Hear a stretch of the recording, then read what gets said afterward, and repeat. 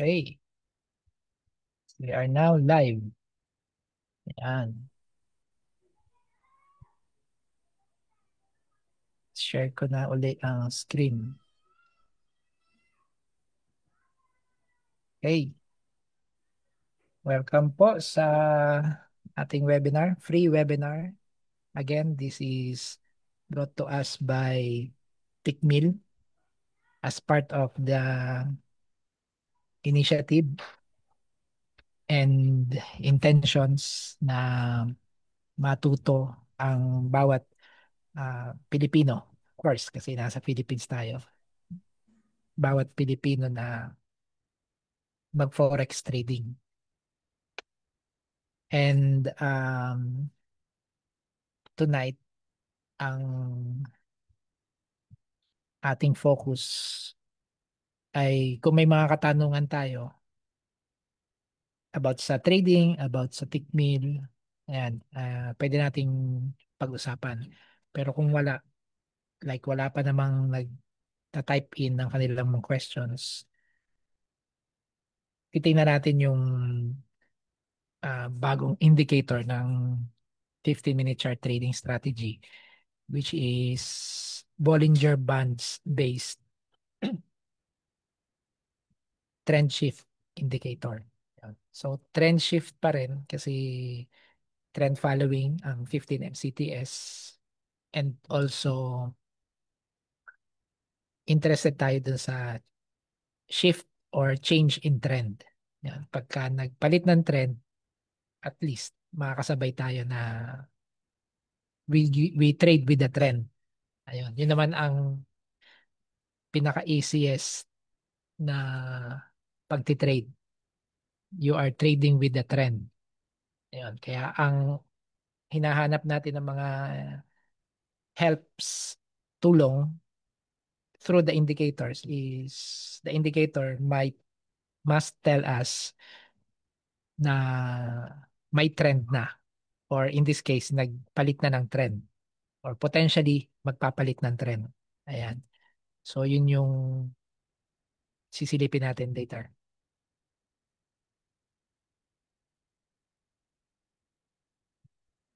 Yan. Oh, napakaganda ng tanong.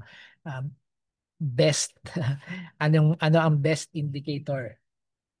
No? So yung category na yan, yung categorization ng tanong na yan is um, ang pinakasagot talaga is it's a combination, no? Combination of indicators. Walang nag-stand alone na isang indicator for for your trading. Yan. So kailangan meron kang at least ang coaching sa atin ni Ma'am Sally, at least tatlo, para kung yung dalawa na nagkakasundo, doon ka magti-trade sa sinasabi nung 2 out of 3. Ayun. At ang doon sa mga nabigay natin, no, ang pinaka stable kasi doon is yung volatility bands na binibigay yung ang counterpart ng volatility bands kung gagamit ka sa phone is EMA 55. Yan. So it's a moving average na 55 period moving average. So ang treatment sa moving average, anything above yung candles above the moving average, it means ang bias mo ay bullish. Nasa buying side ka dapat. Kapag nasa baba ng moving average ang mga candles, nasa selling ang bias mo. Ayan. So, yun ang pinaka stable so far, yung volatility bands. Ang kagandahan lang kasi ng volatility bands, nagpapalit kasi siya ng kulay. Unlike kung EMA, the regular EMA 55, single color lang yon. So itong volatility bands, nagpapalit siya ng kulay na puti at saka coral. Ayun. So yung pagpapalit ng kulay is one visual indication or signal na nagpalit na ng trend. Yon. So yun ang tulong na naibibigay nitong volatility band. Ang tanong siguro natin dyan, pwede bang palitan yung 55? Or in this case, sa pagka ginamit mo yung volatility band indicator natin mismo, 28 period yun eh. 28 period siya. Yan, 28 period. Pero kasi ito ay kaya siya 28 period dahil ang ginamit na method of moving average dito ay smoothing. No, smooth yung SMMA, smooth moving average. Pero pag kinuha mo yung counterpart niya sa exponential moving average which is EMA, it's a different calculation method of computing moving averages. 55 period ang katapat nung 28 period dito sa volatility band. So, ipakita natin. Ayan. So, ito ay volatility band, no? Yung papalit na yan. Pagka nagdagdag ka ng indicator na moving average, yan. Tapos ginawa mong 55, exponential naman, no? Exponential. Tapos naka-apply sa typical price kasi yung ginagamit ko dyan eh. Typical price. Pag pinalitan mo ng kulay magenta, yan, for example, yun o, halos ano siya, halos patong dun sa volatility band, middle line. Yun, halos patong. Kaya maganda siyang approximation. Okay? So, kung hindi nyo gustong gamitin yung volatility band or hindi pwede yung phone, of course, the phone itself, hindi pwedeng i-load itong volatility bands indicator natin na 15 MCTS. EMA 55 ang gamitin natin. Yun ang pinaka uh, very close approximation. Ang hindi mo lang makukuha doon ay yung pagpapalit ng kulay. Yun, wala kasing palitan ng kulay.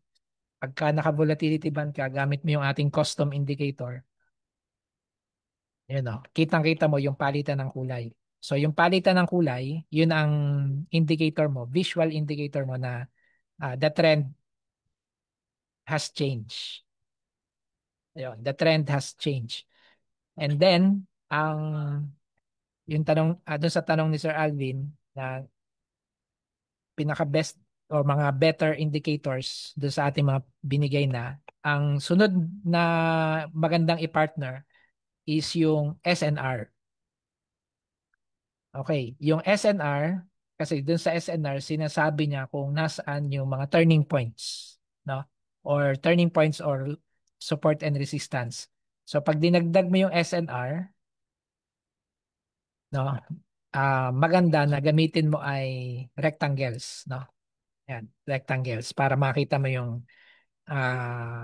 current level niya sa current chart.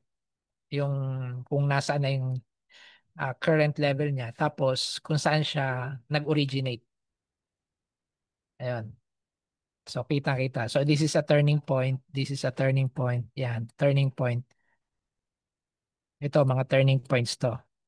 Yan, turning points. Yan, dalawa. Okay. So, sinasabi niya na key level to. Yan. So, kung mapapansin natin, yung mga previous turning points, almost nire-respect, binabalikan, no? In the future. So, ito, turning point na to, binalikan dito. Itong turning point na to, binalikan dito. Yan, itong turning point na to, binalikan dito. Yan, ito, wala pa. Ito, wala pang balik. Yan, so makikita mo yung mga levels. Now, going back dun sa change in trend, nagbinigay ng volatility band, gusto mo nating malaman yung previous turning points para sa ating entry. Yun ang step 2 actually. Ang sa 15-minute chart trading strategy, ang step 1 is nagpalit na ba ng trend? Ayan. So kung nagpalit na ng trend, yun ang pinaka-best ah, time na maglagay ka ng entry. Dito. Dito ang best time na maglagay ng entry. Not here kasi medyo matagal na. Ayan. At in this case na sell, no? Bakit ito buy, no? Buy ito dahil white. Ito sell. Dun sa sell portion, kung kailan siya na identify na sell na. Um, Titingnan natin. Yun, dito ang best. Yan, dito tayo best na mag-entry. Okay. Now, ang step 2 dun sa 50-minute chart trading strategy is locate a turning point. Yan, with the help of SNR. So, kung gagamitin natin yung SNR natin, dahil ito masyado ng in the past, dadagdagan or increase natin yung ah, number of number of levels. Yon. In this case kasi 5 lang eh. So pag ginawa mo yung in-increase mo sa maximum niyan ay 50, no? Pagka in-increase mo yan sa 25, yon. So dadami siya. Bakit mo kailangan padamihin? Para ma-analyze mo dun sa part na yan dito sa area na to. Kasi this is in the past para lang ma-analyze mo kung nagwo-work or saan ka dapat nag-entry dito. Dahil ito ay sell, ang pinakamalapit na turning point ay ito.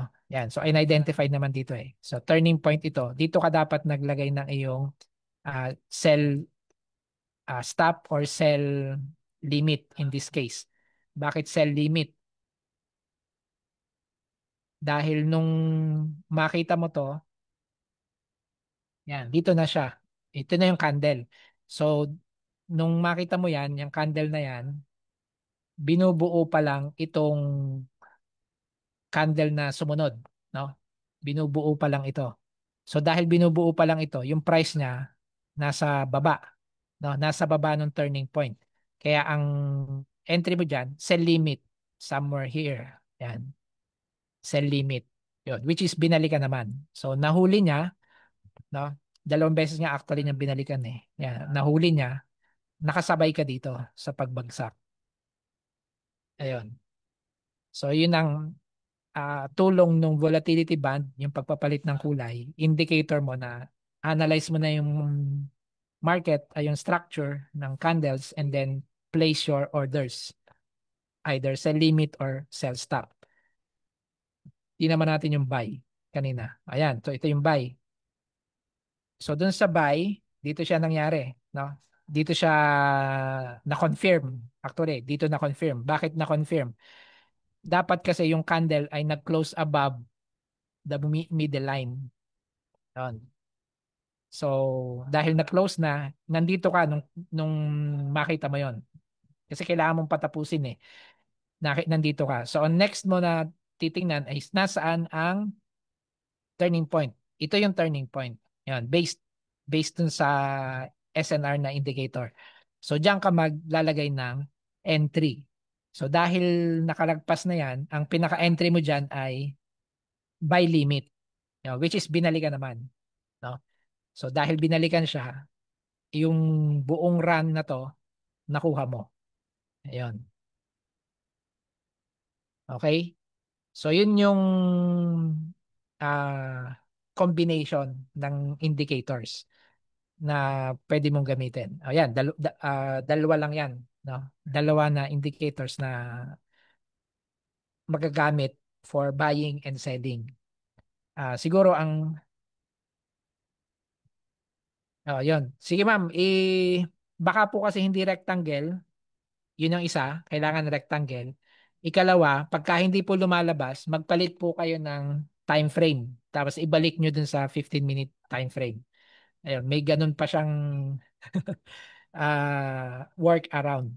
Na, pag hindi siya lumabas, palit tayo ng time frame. Say, lipat muna tayo sa H1 or M30. Tapos balik natin uli sa M50, 15. Ayun. Pag wala pa rin, ulit lang. Ayun. Baka pumabaga lang. Ayan. Ayan. Okay, so yun yung ah katulad nito nawala yung volatility band kapapalit.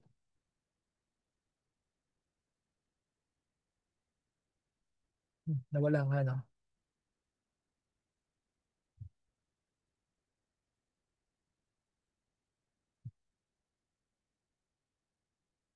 Okay, yun. Kasi yung volatility band, inano yan eh, dinodrawing din niya. May kino-compute siya dyan eh. Baka nag-error din sa akin yung computation. Yan.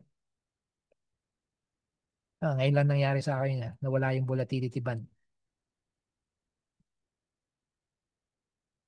At laging nandun yung SNR. Normally yung SNR talaga ang nawawala.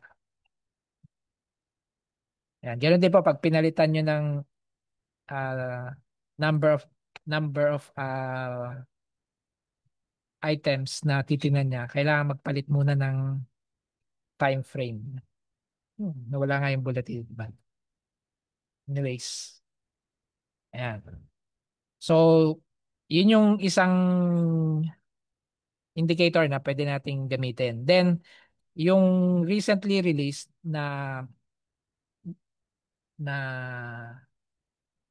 Bollinger Band based trend shift.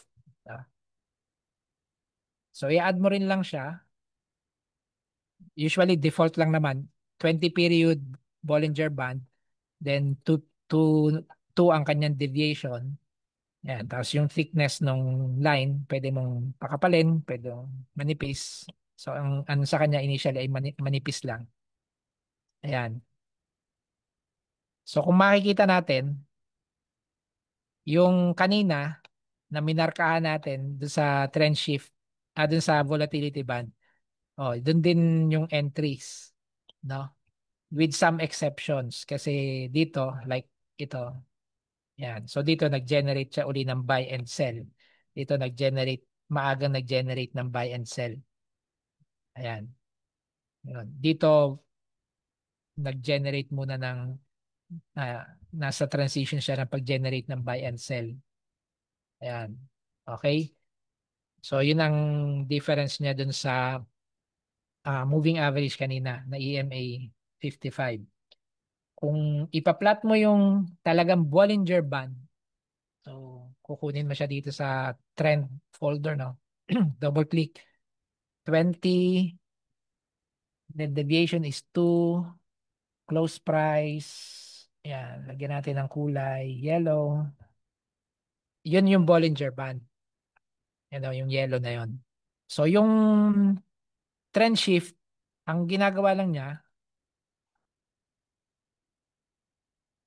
ang ginagawa lang ng trend shift ay inaalis yung view na to, yung itong mga kumbaga anong tawag diyan? Volatility yan eh. Yan. So pinapasimple lang niya yung view. Tapos sinasabi na niya kung buying or selling. Kasi sa Bollinger Band, pati yung lower band naka-indicate, no? Yan, pagka selling naman. So kung gusto natin selling lang, dapat simplehan lang yung makita. Ayan. So ang ginagawa lang ng trend shift na BB o Bollinger Band based trend shift is sinisimplify lang yung visuals, no? Sinisimplify lang yung visuals. So kung tatanggalin natin yung Bollinger Band mismo, ang may iwan lang is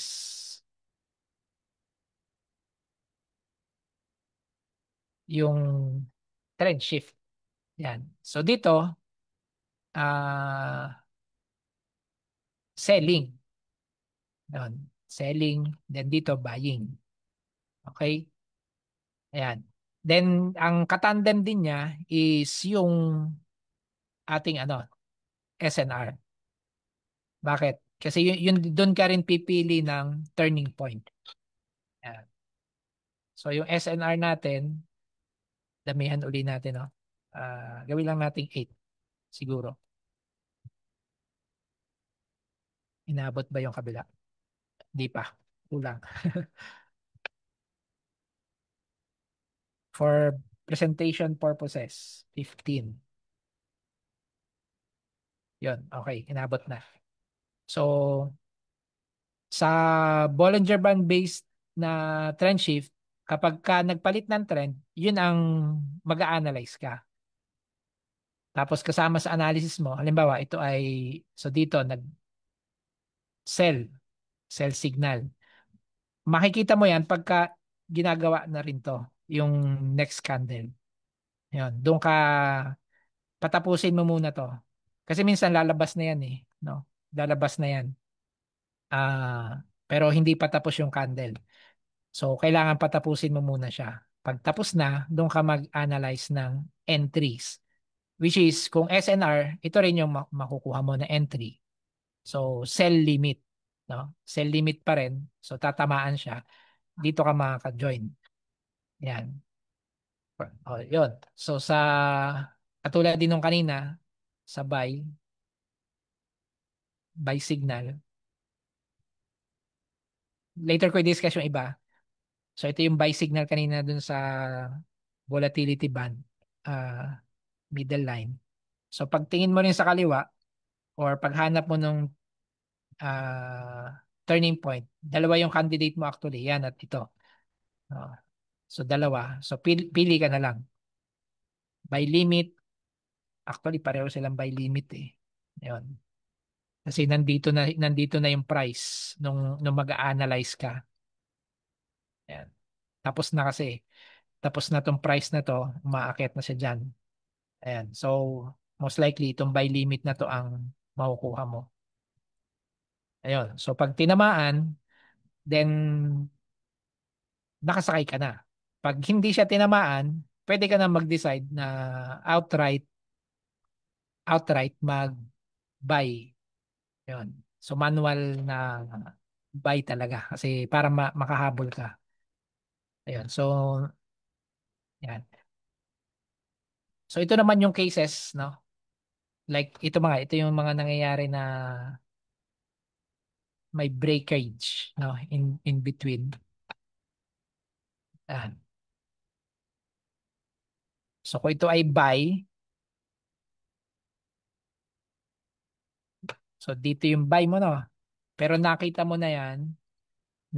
yan nung ginagawa tong red candle, white candle na to or bearish candle na to.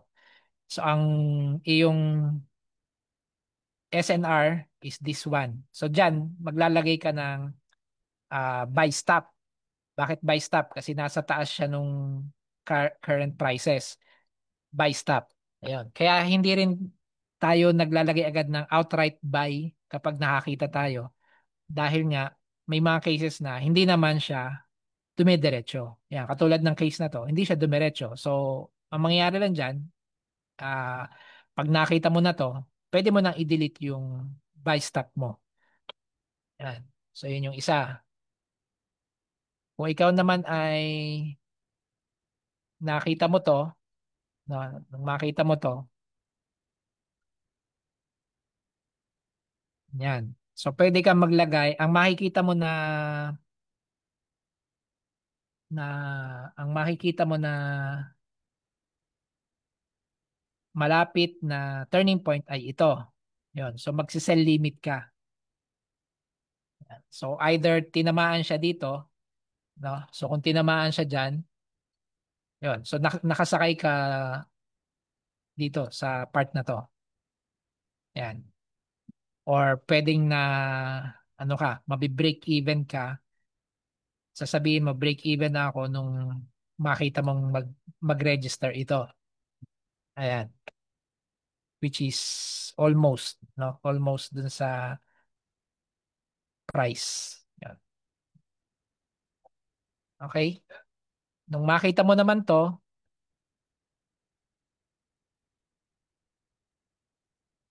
yan, nung makita mo naman to, ang iyong turning point ay itong isang to. Clear ko muna.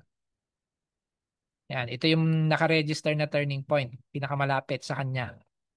So diyan ka maglalagay ng buy stop, no?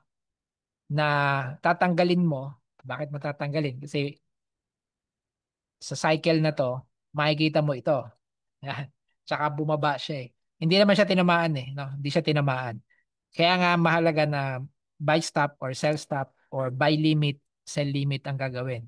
Para pag hindi tinamaan, absuelto ka. Yan. Kasi malaki din tong drop na to eh. So nung makita mo to, di-delete mo na yung buy stop na yon. Then maglalagay ka ng sell stop. Ang pinaka sell stop mo dyan is somewhere dito. Kasi ito, yan. Sell stop mo, lalagay mo dyan, no? Pero makikita mo kasi yan habang binubuo tong bullish candle na to. Yun. So hindi rin siya tinamaan basically. Ayan. But sana nakuha niyo yung approach, no? Sa paggamit nung Bollinger Band based trend shift indicator. Yun. So ang step one is kailangan makita mo yung shift. Yan. Then step two, locate using the SNR indicator yung pinakamalapit na turning point sa current price. Yun. Sa current price. Then based dun sa position nung turning point dun sa current price, either buy stop ka, halimbawa sa katulad nito buy, no? Tapos ito yung pinakamalapit na turning point. Ito yung current price nandito. So buy stop yan. Kasi nasa taas yung, kung yan ay it so happen na nasa baba, oh, buy limit yon. No? Magiging buy limit siya. So ganun din. Pag sell signal, no? Hanapin mo yung pinakamalapit na turning point. Then, depende sa current price. Uh, Either sell limit ka, which is in this case, sell limit. Tapos, kung hindi yan sell limit, sell stop yan somewhere sa baba nung current price. So basically, ganun lang yung two-step process using two indicators.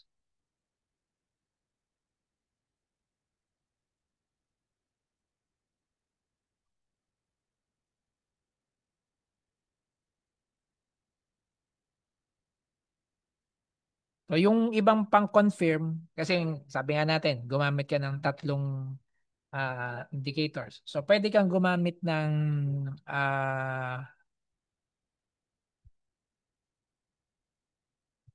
CCI. Ayun, yung Commodity Channel Index. Ayun, ang Commodity Channel Index natin is an oscillator. Yan. Gamitin mo yung 50 period applied to median or either median or typical price, aliman sa dalawa. Then plot it. Importante lang yung level din ng zero. Yan. So yung zero. Okay. So as a third confirmatory dun sa iyong approaches kanina, mapa volatility band at itong uh, Bollinger Band based trend shift, no? Alin man dun sa dalawa. So ang kagandahan ng Commodity Channel Index ay unbounded siya. Yun, unbounded. Ibig sabihin, yung upper bound niya ay walang limit. Maging yung lower bound. Yung values na pwede niyang kunin below zero at yung values na pwede niyang kunin above zero is unlimited. Kaya maganda siyang gamitin.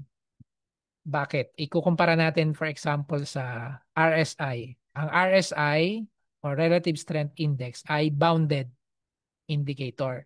From 0 to 100 lang siya. So meaning pag sobrang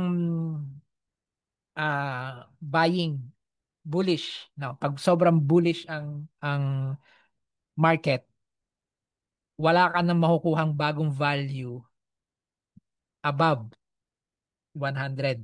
Yon, magfa-flat na yun doon. Magfa-flat. Ang CCI, Commodity Channel Index, hindi. Makikita mo na yun, super angat siya. Ayun. At makikita mo talaga yung sense na bullish ang market. Ganon din pagka bearish, super bearish ang market. Baba lang to ng baba. Ayun. Okay? Pero pareho sila na nag-oscillate. Yung RSI nag-oscillate sa 50, yung CCI mo nag-oscillate sa 0. Yun. So meron silang iniikutan.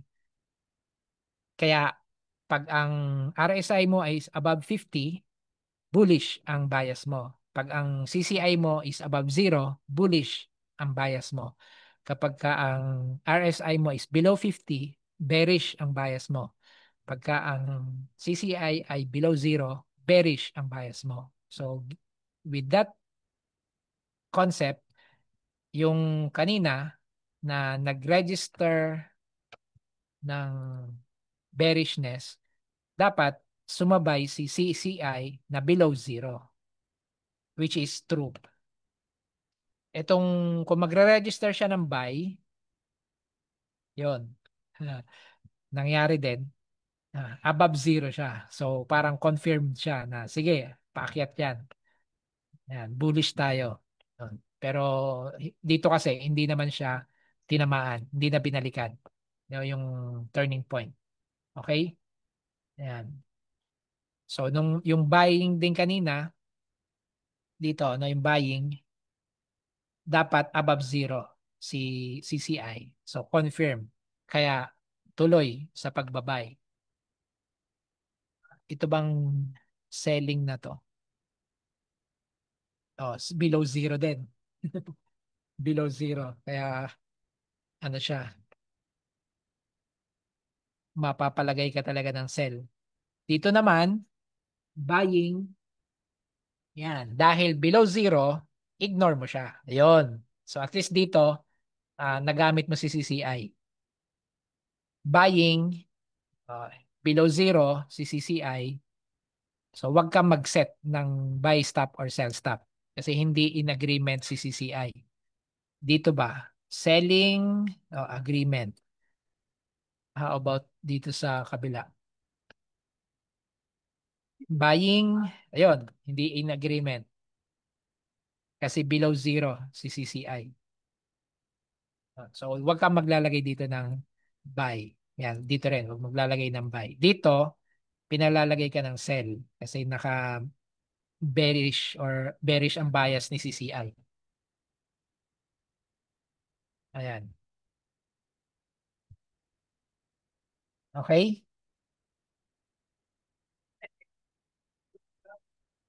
May questions ba so far?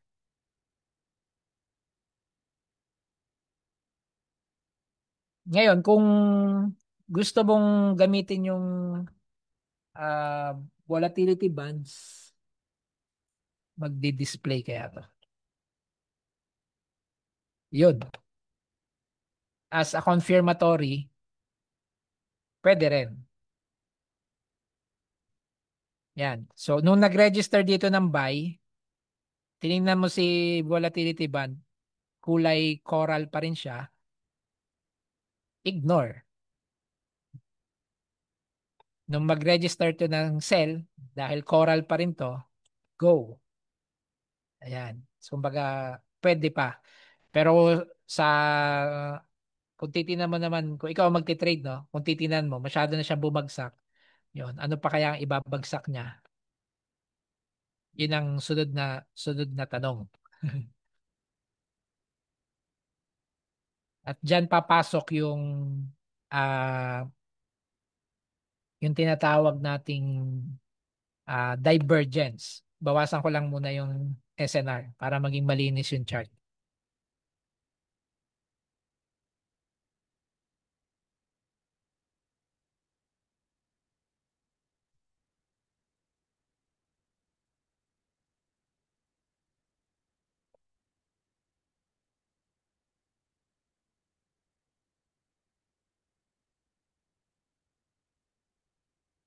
Kaya pala wala. Kasi nasa demo account ako. Kaya pala nawawala yung volatility bands. Nasa demo account ako.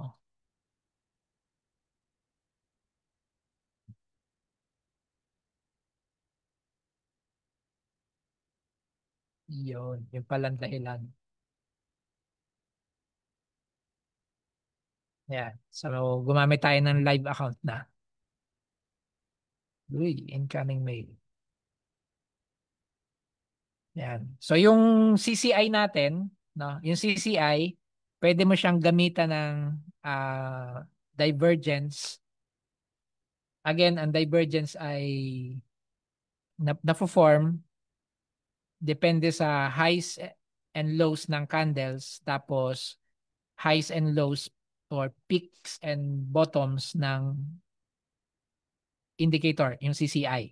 So in this case, ito ay nag-form ng lower high from lower low. From a low, nag-produce pa ng lower low. Tapos kung titingnan mo sa indicator na CCI, from a low, higher low. Yan. So sa case na yan, imminent or paparating ang isang bullish market or trading. Ayun. So, kailan nangyari? Dito yon nangyari. Ayan o. Ito, technically, pababa pa rin yan eh. So, ito, pataas pa rin. So, yung ganun ang gamit ng bullish divergence. Bullish divergence. Kailangan nagre-register ng lower lows ang iyong candles. Tapos, ang iyon namang indicator, nagre-register ng higher lows. Ayan. Okay? Para sa pagdating nung bullishness. Kaya siya tinawag na bullish divergence. No? May hindi nagkakasundo. Bullish divergence. Okay? Yung bearish na to kanina, tingnan natin kung may bearish divergence siya. Wala. Mhm. Ayan. Kasi 'di ba bumagsak. So dito ang nangyari ay saan ba makikita 'yon? Wala siyang masyadong divergence. Pareho lang, no? Pareho lang siya ng sinabi. Pero kung ititreat mo itong peak na to, kasi yan yung katapat eh, no?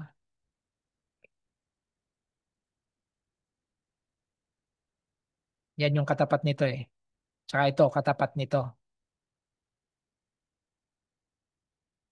Kung ititreat mo yan, yan ang katapat niya, posibleng may bearish divergence kasi dito yung katapat na isa eh.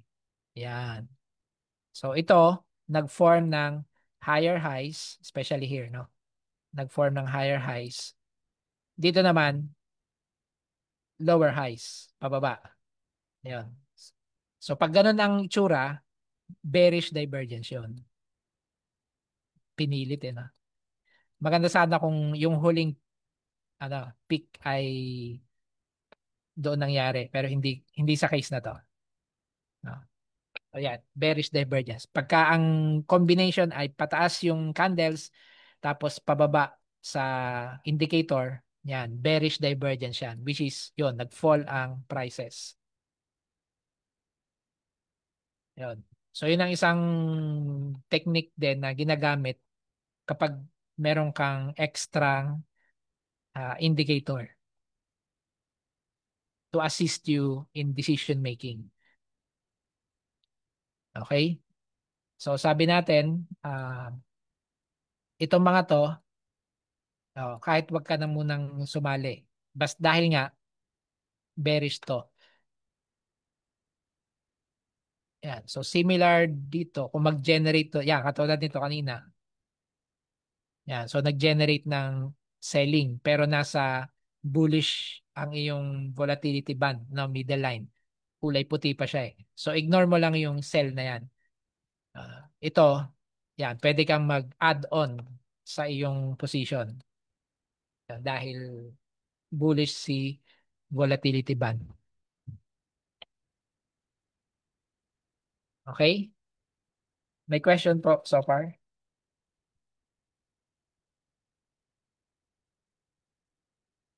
So yun Sir Alvin ang sagot sa tanong po ninyo. Ang ang 50-minute chart trading strategy is trend following. So mahalaga sa strategy na to malaman kung kailan nagpapalit ng trend. Ayan. At itong volatility bands, yan, isa yan sa kumbaga pinaka-stable. Pag nagpalit siya from coral to white, bullish yon. Pag nagpalit naman from white to coral, bearish yon. Tapos yung ating trend shift na Bollinger Band, yan, okay din siya na in tandem. Tapos samahan natin ngayon ng CCI. Yan, suggestion to ni Sir Alvin actually, yung CCI. So inilagay natin siya diyan, CCI. Meron din tayo kasing trend shift na may CCI na, no? So ito yung ating trend shift na may CCI. I think, trend shift CCI. Gumagamit siya ng CCI, 50 period CCI. Hindi niya dinodrawing yon. Ginagamit lang niya sa pagko-compute. Yun. Pagka ko ng kulay. O alisin ko muna yung ibang mga vertical lines. Hindi. Teka, paano ba gagawin natin dito? Alisin ko muna si oh,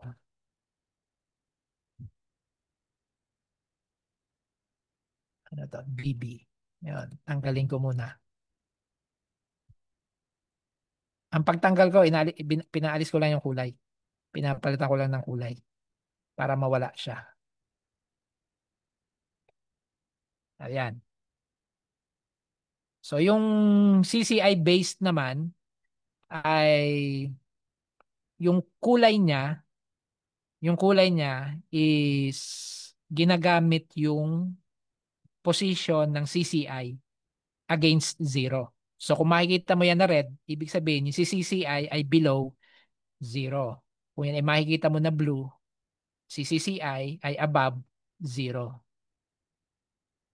Yon. Okay? At hindi pa nabibreak. Yan, hindi pa nabibreak. Ayun. So, kung itatandem mo siya dun sa volatility,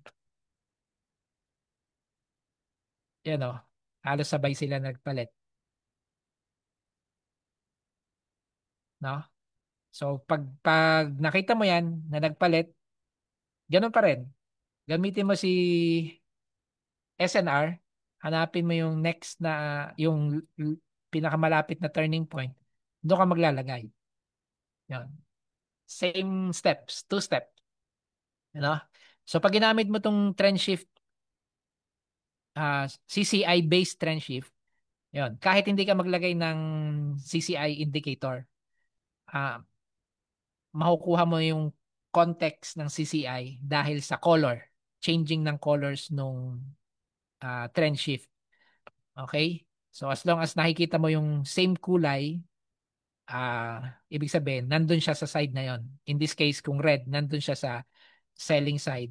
Kung blue, nandun siya sa buying side. May question ba? Ayan. Okay. So yon.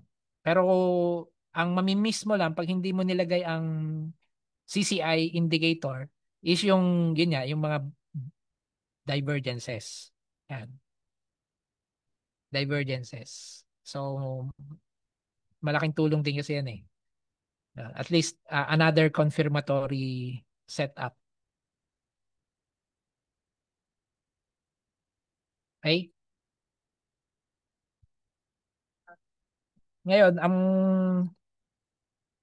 ang ipipresent ko sa inyo is next na ipipresent ko sa inyo is yung I-test natin ang profitability ng ah, Bollinger Band based. Yan. I-test natin yung profitability niya. Okay?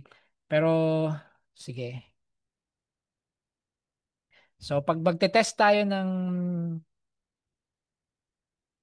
EA, again, control R, no? Palalabasin natin yung control strategy tester menu.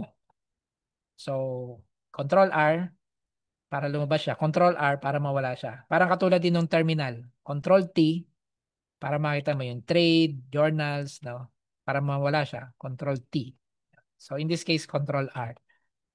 Okay, so nilagay ko na tong si Bollinger Band based sa isang EA, no?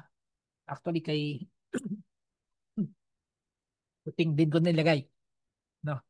Kuting pa rin ang pangalan. So make sure na expert advisor yung pinili mo. Then hahanapin mo yung sa 15 MCTS folder yung expert advisor na yon. Okay? Tapos sa expert properties, ito lang ang nakaset ngayon dito sa Bollinger Band base, no? Syempre, yung settings ng Bollinger Band, pwede mong palitan, but you can keep it to default na 20 ang period and deviation is 2. Tapos, ito nga lang ay gumagamit ng trailing stop approach. Hindi siya volatility-based approach. Okay? So, ang SL niya initially is 50 pips para kay gold. Tapos, ang trailing stop niya is pagka yung trade mo ay nag-go sa trend, 60 pips ang layo niya sa current price. Pag bumalik, nag-pullback yung price to more than 60 pips, tatamaan yung trailing stop mo. Tapos na yung trade. Pag ganon.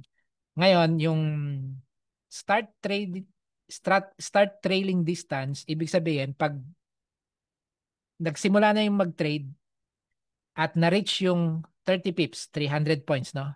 30 pips, i-adjust na niya yung SL. From 50 pips, i-adjust niya sa initially, i-adjust niya sa break-even. Yan. So, para kahit mag-pullback siya,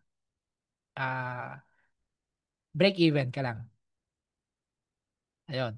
So, yun yung mechanics nitong ah, system na to. Then, yun ang itetest natin.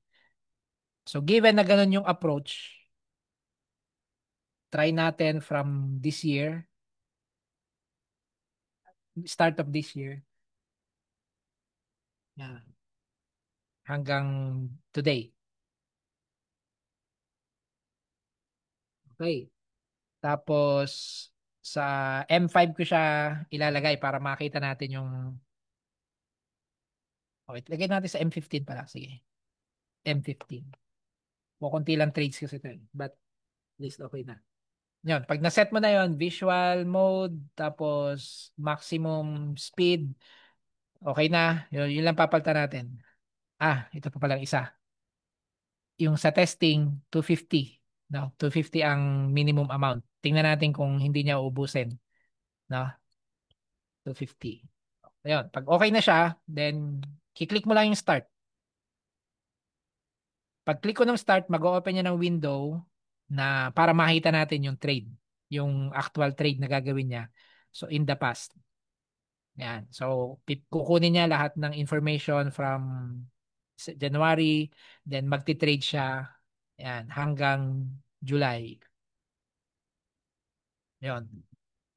So kaya lang muna natin siya mag-trade. Ah, pero along the way, pwede mong makita yung graph nung kung magkano yung nagpo-profit ba siya o hindi. So sa case na to, flat. Parang flat, hindi siya okay pa, no? Yung approach. So may igaganda pa yung approach na yan. So ano ba yung approach na yan? Sabi natin, yung kaninang diniscuss natin. Pag nakita niya ang sell signal sa Bollinger Band based trend shift, tingin siya ng turning point, maglalagay siya ng sell stop or sell limit. Pag nakakita naman siya ng buy signal sa Bollinger Band trend shift, then maglalagay siya ng, hahanapin niya yung turning point, either buy stop or buy limit. Ayan. Okay, so tingnan natin kung how fair it went. So, sa strategy testing, pwede kang mag-attach, pagtapos na, no? Pagtapos na, pwede kang mag-attach ng indicator. Ayan. Okay. Para pag inanalyze mo yung mga trades niya, ma-make sense mo. Ayan. So, ang limitation lang nung trend shift indicator na Bollinger Band based ay limited lang ang kanyang number of bars, candles na nilalagyan. Hindi lahat. So, dun lang tayo makakapag-analyze sa kung anong meron available. Yan. So, dito, yan, for example, itong part na to. Magkano ba kinito? Almost 300, no? Yan, almost 300. May laban, Sir Alvin. May laban. Kailangan lang plansyahin, no? Kailangan lang Ayos yan plansyahin. ah. Oo. Wala pa dito yung Ilang months? CCI. From January this year, sir. Oh, wow. Oh, ayan. Oh. So, Okay yan ah. apo. So, ito yung isa. Yan, oh. So, ito yung nakita nating isang trade na ginawa niya. Ah, kumita to kasi sell, no? So, ang nangyari, kung pipili siya ng kung pumili siya ng turning point,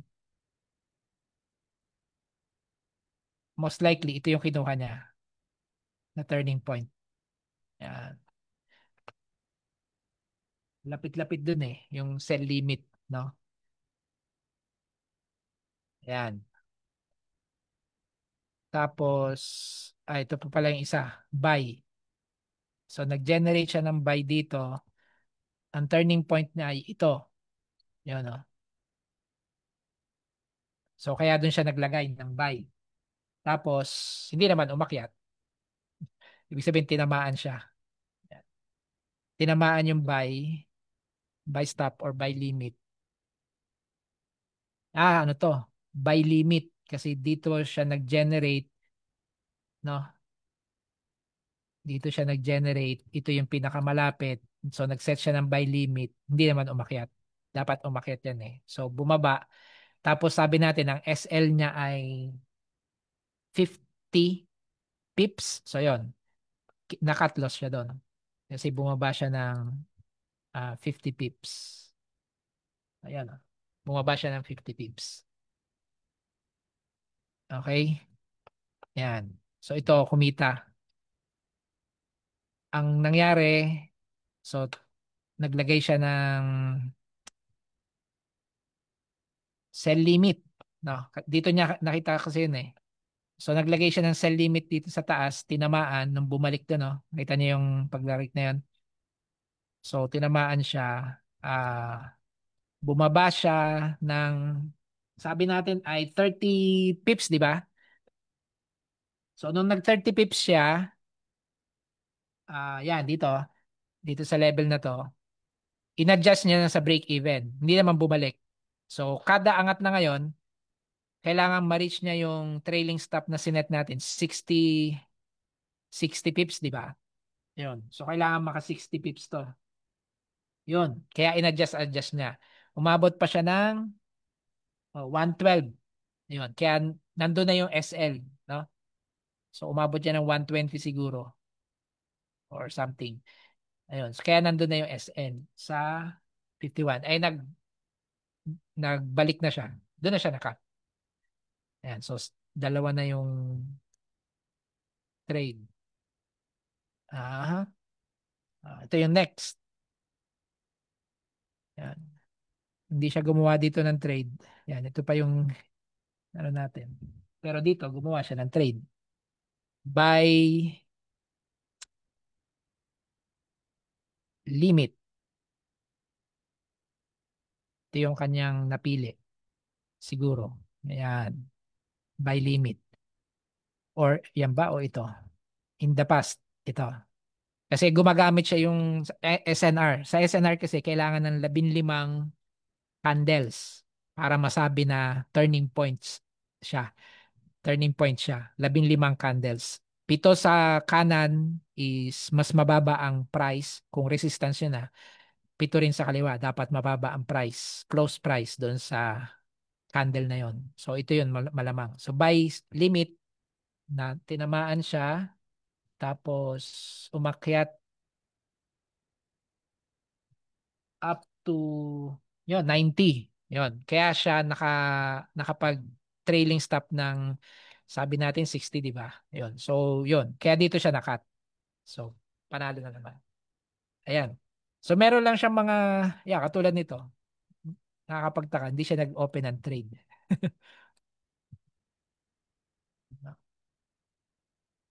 So kailangan balikan ko yung code.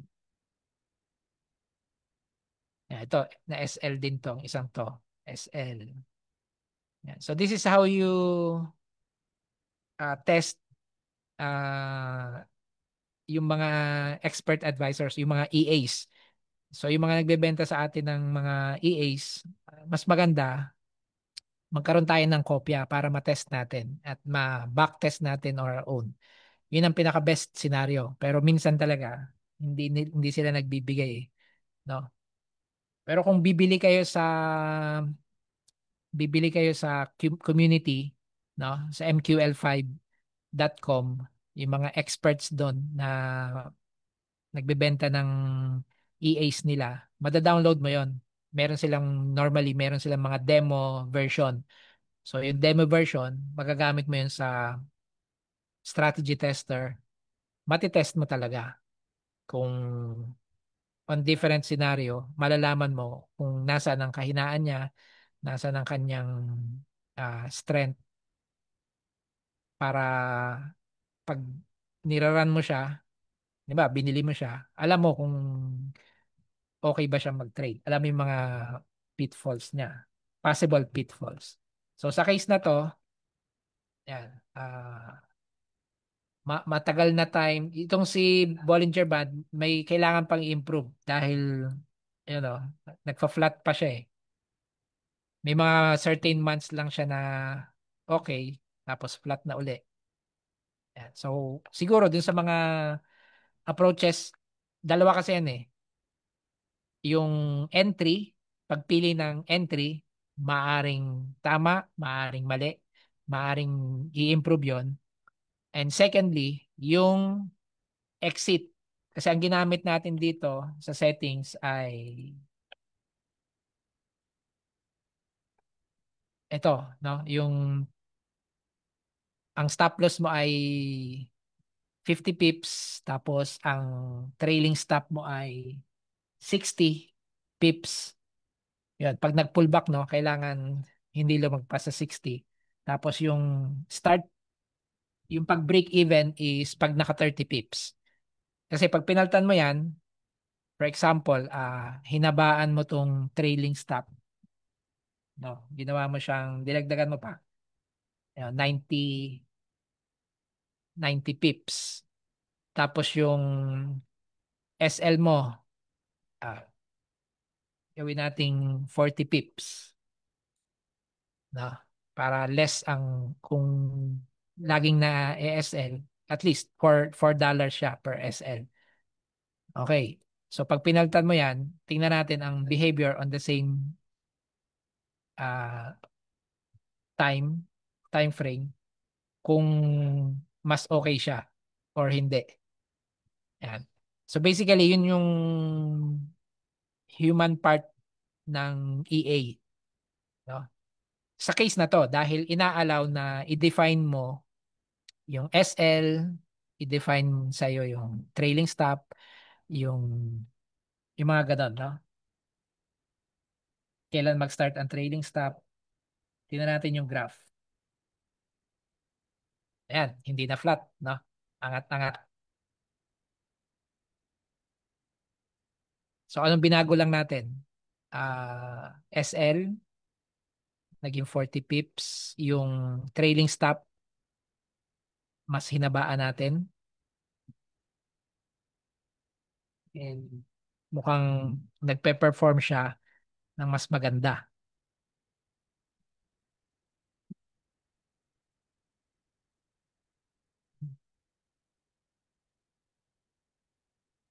Okay? Ayan. So, konting hilot pa to para ang maganda talaga sa EA is maganda sana kung straight line up siya, no? Yun ang maganda. Straight line up yung graph niya. But sa case na to, pag tinignan mo yung report, yan. Okay na yung kanyang, ito yung mga tinitingnan. Sir Alvin, ito pa yung mga tinitingnan. Profit factor, ayun, maganda above 1. Then yung next is yung expected payoff. Yan, mas maganda above 1 din siya. 2 is better. Then ito rin ang mga titingnan natin sa mga EAs natin. Yung maximal drawdown. Ayan oh, maganda siya. 50 lang ang maximal drawdown niya. Hindi niya nauubusin ng iyong 250. Okay? Yan. Kaya lang ang kanyang profit for the past 7 months or 6 months is $55. Yan. May i-improve pa to. Ano pa ba? Yan. Ang isa pang improvement na pwedeng gawin dito, yung number of trades. Okay pala to, no? Number of trades. Maganda siya kasi ang winning trades outnumber the losing trades. Ayan. So pwede pang i-improve 'yan. No, kung paano pabababain yung losing trades. Ayan, mukhang may laban talaga sir itong Bollinger Band based. Ano natin, pipinuhin na lang natin 'to. Tapos yung comparison ng ito yung profit and loss, average profit and average loss. Mas maganda, higher yung profit average sa at least twice, no? Mas maganda twice. In this case kasi almost pareho lang sila eh. Yan. Kaya mababa yung nakuha niyang profit dahil halos pareho lang eh. Yan, yung kanyang average profit at saka average loss. Okay. May question po ba so far? So pipuliduin na lang to sigurong si Bollinger Band base. Patataasin natin yung mga metrics niya. Tapos siguro, yon nasa inyo na kung paano nyo gustong gamitin.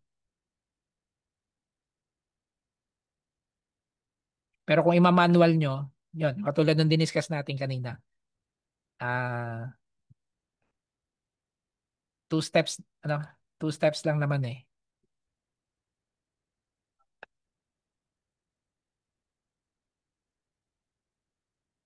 Turn Shift BB. Balik natin.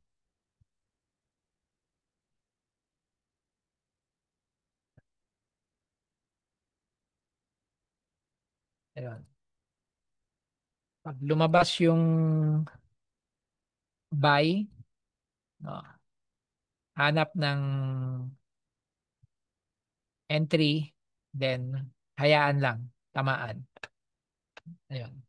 Pagka lumabas yung sell, ganun din. Hanap lang ng entry, then hayaan lang na tamaan.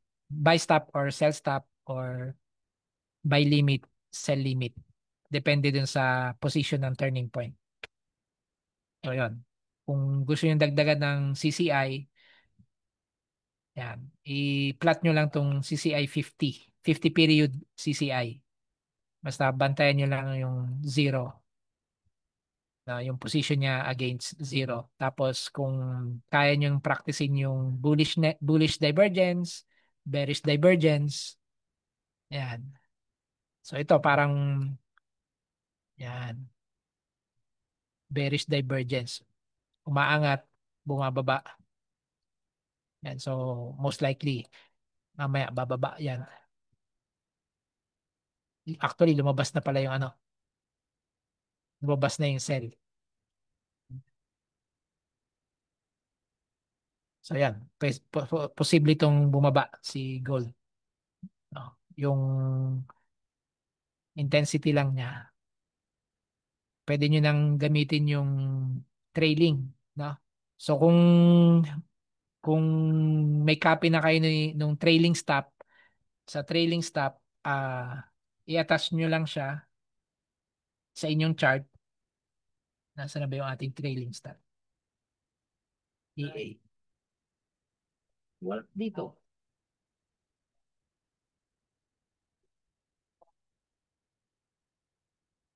Ito pala. Yan. Si trailing stop. Yan. Kasi dito si trailing stop, meron na tong built-in na fixed points based. So yun, papalitan mo lang to. Yung gamitin mo yung kaninang setting natin, 400 points para $4 lang. Tapos trailing stop. Start trailing stop sa 300. Tapos trailing stop mo ay 600 yata yung ginamit natin. Ha? Yan. Pwede mong palampasin, 700. Ano ba yung huli? Any case, 600. Yan. Oops. Yan. Kailangan mo lang allow auto trading tapos i-auto trade mo dito. Yun. Para nakasmile siya. Yun. So trailing stop, magbabantayan lang ng ima-manual trade mo. Tapos dahil pinili mo siya na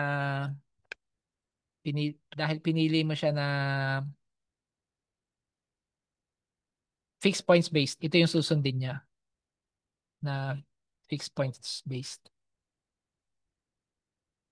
Ayan.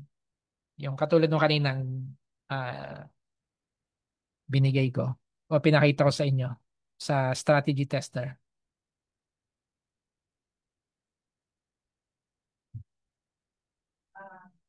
Okay?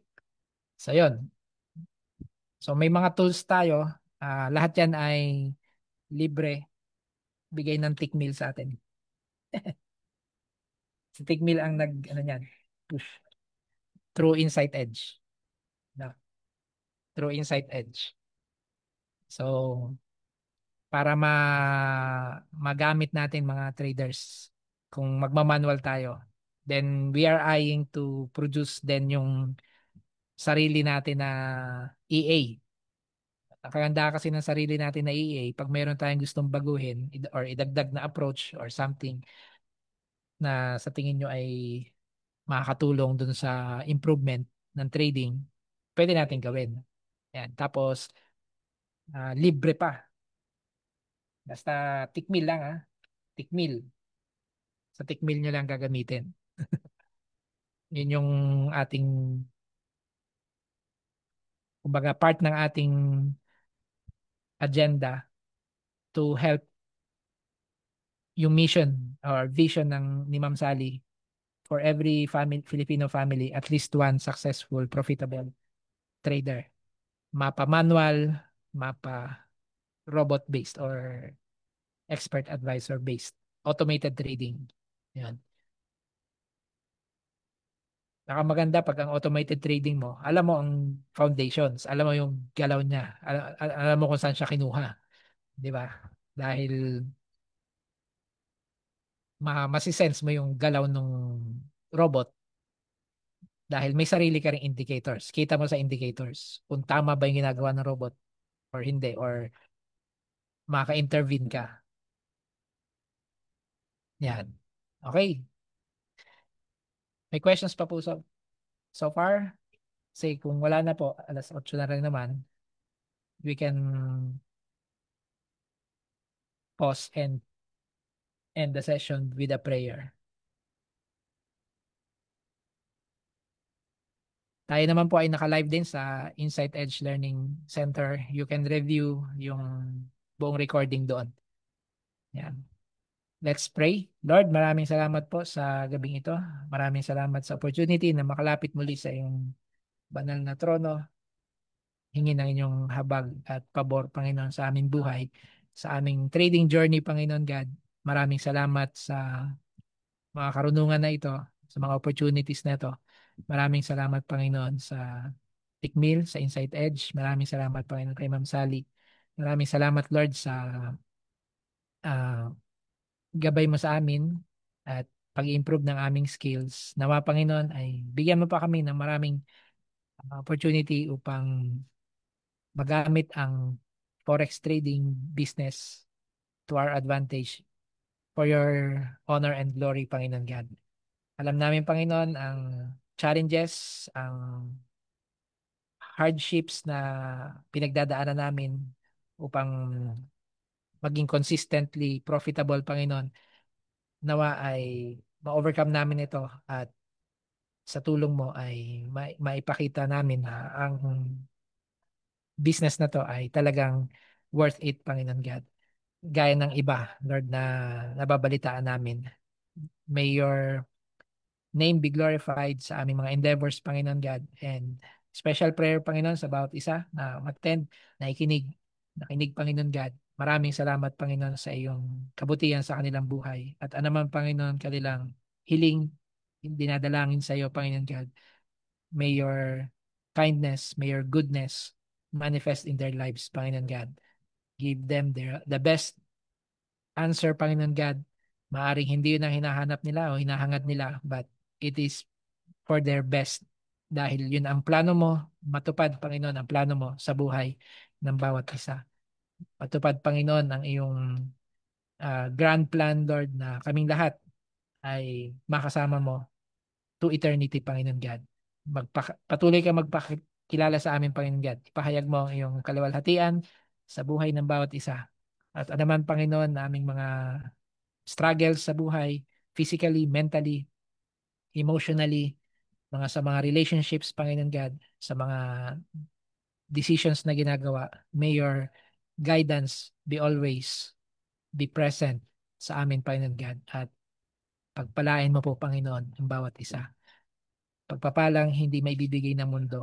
Pagpapalang may pagmamalaki namin na dahil sa aming pagtitiwala sa iyo, kami ay hindi lamang basta nagsusurvive sa mundong ito, kundi na-enjoy, Panginoon, ang buhay in spite of.